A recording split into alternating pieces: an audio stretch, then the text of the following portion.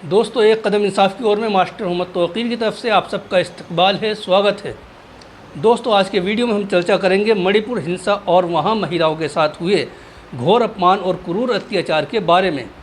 दोस्तों, सबसे पहले हम बताएंगे कि मणिपुर में हिंसा कब, क्यों और कैसे शुरू हुई। दोस्तों, मणिपुर में बीजेपी की हुकूमत है, वही बीजेपी जो अपने आप को दूध का धुला साबित करती है और हिंदुस्तान में जो कुछ भी अच्छे काम हुए हैं, मसलन विकास हुआ है वगैरह वगैरह, वो सब पिछले 9 सालों में ही हुआ है, ऐसा बताने की कोशिश की जाती है। दोस्तों, भौगोलिक रूप से देखें तो मणिपुर में 10% घाटी का और 90% पहाड़ी इलाका बताया जाता है। घाटी में 57% और पहाड़ी इलाके में 43% आबादी है। घाटी में अधिकतर मैतेई समुदाय के लोग हैं, जिनमें ज़्यादा तादाद हिंदुओं की है, और जबकि पहाड़ी इलाकों में आदिवासी लोग रहते हैं, जिनमें प्रमुख रूप से कुकी और नगा जनजातियाँ हैं। ये दोनों जनजातियाँ ईसाई, कुकी और नगा ईसाई हैं, यानी अल्पसंख्यक हैं। हिंसा के कारणों में एक कारण ये भी माना जा रहा है, क्योंकि पिछले 9 सालों में अल्पसंख्यकों को टारगेट किया जा रहा है, ख़ास तौर पर मुस्लिमों को। लेकिन मणिपुर में ईसाई समुदाय मुस्लिमों की बनिस्बत ज़्यादा भी हैं और उन्हें आर्टिकल 371C के तहत विशेष दर्जा भी मिला हुआ है। झगड़े की असल वजह यही है। कश्मीर में तो विशेष दर्जा धारा 370 को बीजेपी ने ख़त्म कर दिया और मणिपुर में ख़त्म करने की कोशिश की जा रही है।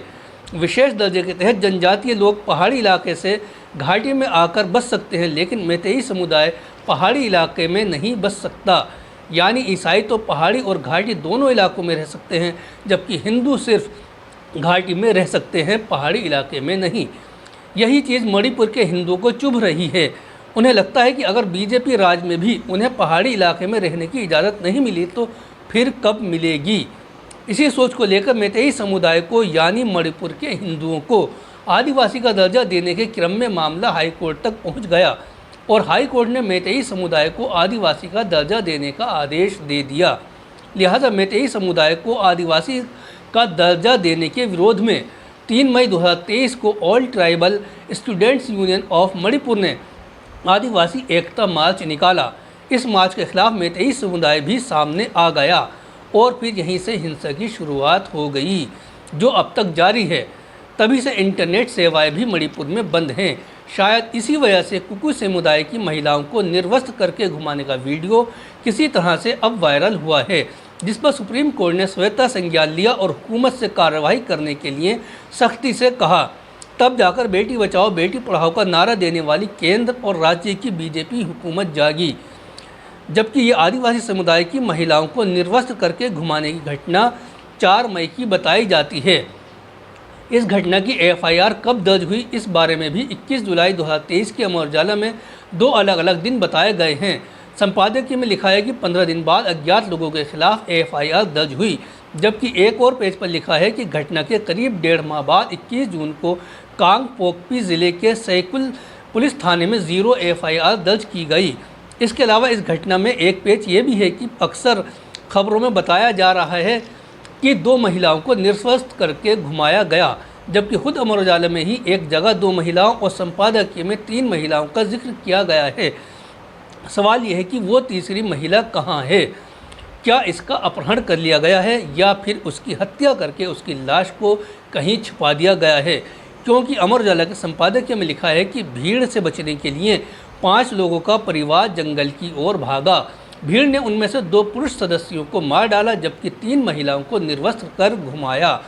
सुप्रीम कोर्ट का संज्ञान लेने के बाद भी मणिपुर का शासन प्रशासन उस तीसरी महिला के बारे में क्यों नहीं बोल रहा है?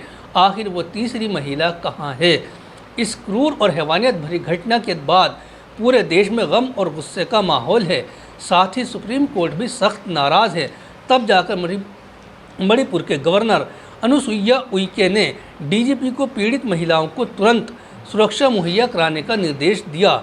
सवाल ये है कि घटना के 15 दिन बाद या 1.5 माह बाद एफआईआर दर्ज हो जाने के बाद भी शासन प्रशासन अब तक निष्क्रिय क्यों था? इसके अलावा एक सवाल ये कि अमर उजाला की खबरों के मुताबिक महिलाओं का कहना है कि पुलिस मौके पर मौजूद थी, लेकिन बनी रही मूक दर्शक। जबकि संपादकीय में लिखा है कि एक महिला ने बताया कि पुलिस ने ही उन्हें भीड़ के हवाले कर दिया था। सवाल यह है कि अगर पुलिस की मौजूदगी में या पुलिस की मिलीभगत से इस क्रूर और अमानवीय घटना को अंजाम दिया गया है, तो ऐसे में अल्पसंख्यक समुदाय किस तरह पुलिस और प्रशासन पर भरोसा करे। और सबसे आखिरी सवाल, केंद्र और मणिपुर की बीजेपी हुकूमत बताए कि किसी भी घटना की वो कौन सी नौयत होगी जिसकी बुनियाद पर नैतिकता के तौर पर पीएम या सीएम अपने ओहदे से इस्तीफ़ा दे दें। दोस्तों आज के वीडियो में बस इतना ही। वीडियो में अगर सच्चाई हो तो वीडियो को जरूर शेयर करें, और अगर अभी तक आपने हमारे चैनल को सब्सक्राइब नहीं किया है तो चैनल को भी सब्सक्राइब ज़रूर करें। जय हिंद, खुदा हाफिज़।